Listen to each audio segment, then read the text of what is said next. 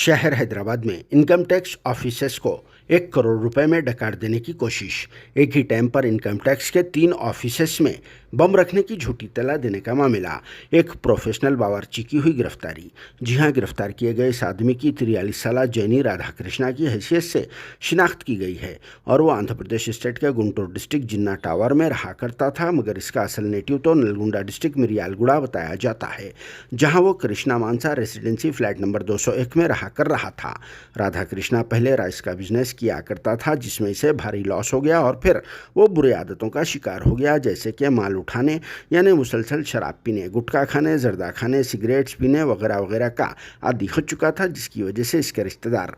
इससे दूर हो गए और फिर बीवी ने भी इससे डिवोर्स ले लिया, क्योंकि फाइनेंशियली प्रॉब्लम्स की वजह से दोनों हस्बैंड वाइफ में झगड़े हुआ कर रहे थे, जिस पर राधा कृष्णा ने अपने फाइनेंशियली प्रॉब्लम्स को पूरे को ही ख़त्म कर देने का एक प्लान तैयार किया और फिर एक ऐसे विंग यानी इनकम टैक्स ऑफिस को निशाना बनाने का इरादा कर लिया, जिसका नाम सुनते ही अच्छे अच्छों की हवा उतर जाती, पतलून गीली हो जाती और फिर पैरों के नीचे से ज़मीन भी खिसक जाती, क्योंकि इनकम टैक्स डिपार्टमेंट एक ऐसा ताकतवर विंग होता है जहाँ पुलिस वालों के वैसा मारपीट तो नहीं की जाती, मगर उससे भी ज़्यादा खतरनाक काम कर दिया जाता है। और फिर बड़े बड़े तोप बोलने वालों और फिर वाइट कॉलर्स टैक्स चोरों के पास से सीज की गई लाखों व करोड़ों रुपए रकूमात भी मौजूद रहा करती है। इसीलिए भी राधा कृष्णा 11 जून को गुंटूर से सिकंदराबाद आया और फिर हयात नगर चला गया, जहां इसने एक आइसोलेटेड प्लेस जाकर वहां से डायल 100 को कॉल किया और फिर एसी गार्ड्स में मौजूदा इनकम टैक्स बिल्डिंग, बशीरबाग के आयाकर भवन में मौजूदा इनकम टैक्स ऑफिस और सिकंदराबाद गांधीनगर के कावड़ीगुड़ा में मौजूदा